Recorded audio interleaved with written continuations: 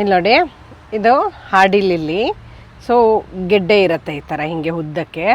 So ಇದನ್ನೆಲ್ಲನೂ ಸಹ ಬೇರನ್ನ ಚೆನ್ನಾಗಿ ನಾನು ತೊಳ್ಕೊಂಡಿದ್ದೀನಿ, ಕ್ಲೀನಾಗಿ ತೊಳ್ಕೊಂಡು ಬರೀ ಈ ಥರ ಕ್ಲೀನಾಗಿ ವಾಶ್ ಮಾಡ್ಕೊಂಡಿದ್ದೀನಿ.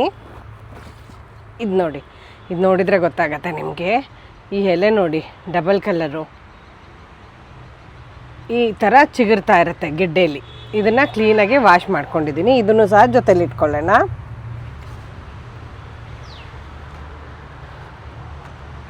ಈ ಎಲ್ಲ ಗಿಡಗಳನ್ನು ಒಟ್ಟಿಗೆ ಸೇರಿಸ್ಬಿಟ್ಟು ನೀವು 1 ಗಿಡ 2 ಗಿಡ ಯಾವ್ದು ಪ್ಯಾಕ್ ಮಾಡಬೇಕು ಅಂತಿದ್ದೀರೋ ಅದನ್ನು ಸಹ ಅದೇ ಥರ ಈ ಲೋಟಸ್ ಗಿಡನೂ ಅಷ್ಟೇ, ಇದನ್ನು ಅಷ್ಟೇ.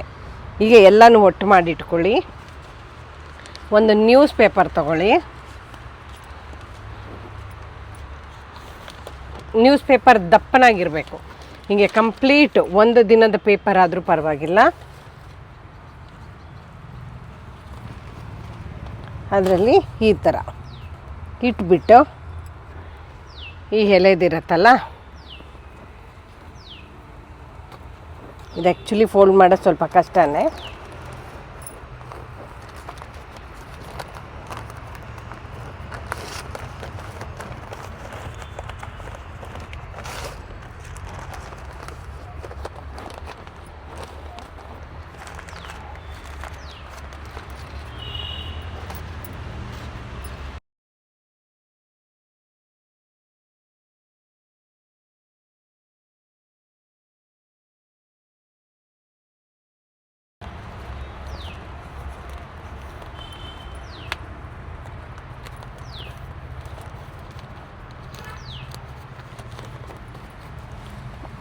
ಈ ಥರ ನ್ಯೂಸ್ ಪೇಪರಲ್ಲಿ ರ್ಯಾಪ್ ಮಾಡಬೇಕು.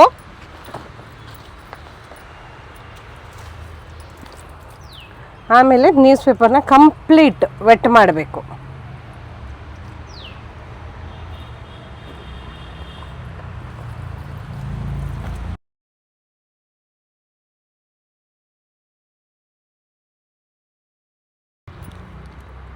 ಇದನ್ನು ಈ ಥರ ಕವರಲ್ಲಿ, ಪ್ಲಾಸ್ಟಿಕ್ ಕವರಲ್ಲಿ ಹಾಕ್ಬೇಕು, ಹಿಂಗೆ ಕ್ಲೀನಾಗಿ. ಆ ನೀರಿನ ಮಾಯ್ಶ್ಚರೈಸರ್ ಹಾಳಾಗದೆ ಇರೋ ಥರ ಈ ಥರ ರ್ಯಾಪ್ ಮಾಡಿಬಿಟ್ಟು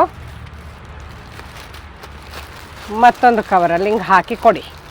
ಸೊ ಇದು ಅವರು ಆ ದಿವಸವೇ ನೆಡೋಕ್ಕಾಗಲಿಲ್ಲ ಅಥವಾ 3 ಡೇಸ್ ಅಥವಾ 4 ಡೇಸ್ ಜರ್ನಿ ಮಾಡ್ತಾರೆ, ಅದಾದಮೇಲೆ ನೆಡ್ತಾರೆ ಅಂತಂದ್ರೂ ಸಹ ಸ್ವಲ್ಪನೂ ಗಿಡ ಹಾಳಾಗಲ್ಲ, ಒಂದು ಚೂರು ಕೊಳ್ತೋಗಲ್ಲ, ಮತ್ತು ಜೀವಂತವಾಗಿ ಫ್ರೆಶ್ಶಾಗಿ ಹೇಗಿರುತ್ತೋ ಹಾಗೆ 4 ಡೇಸ್ ಆಗಿ ಓಪನ್ ಮಾಡಿದ್ರೂ ಸಹ ಈ ಗಿಡ ಇದೇ ಥರ ಇರುತ್ತೆ.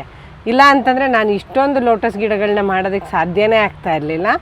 ಆಮೇಲೆ 4 ಡೇಸ್ ಆದಮೇಲೂ ಸಹ ಇವ್ರು ನೆಟ್ರೂ ಒಂದು ಚೂರು ಡ್ಯಾಮೇಜ್ ಆಗದೆ ಇದ್ದಂಗೆ ಗಿಡ ಫ್ರೆಶ್ ಆಗಿ ಬೆಳೆಯುತ್ತೆ.